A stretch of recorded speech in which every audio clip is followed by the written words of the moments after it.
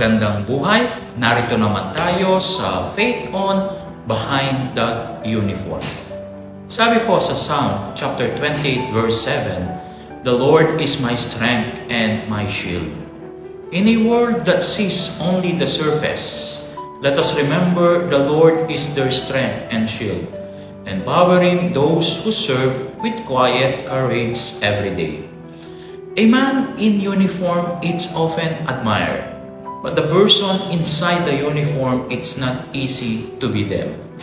Sa likod ng bawat badge at saludo ay pusong matatag sa bigat, handa sa tungkulin, pagod at panganib.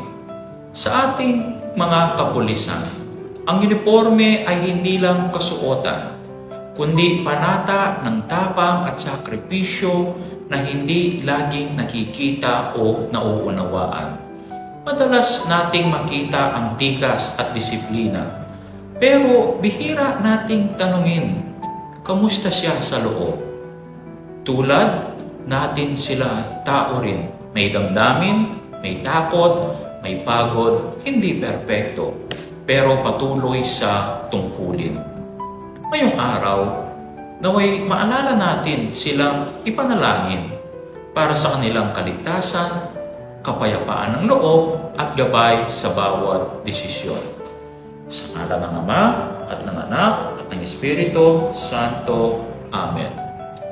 Lord, bless all those who serve in uniform. Strengthen their resolve, calm their fears, and guide their actions with wisdom and compassion.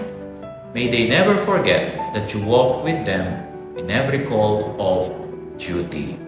In the name of the Father, and of the Son, and of the Holy Spirit. Amen.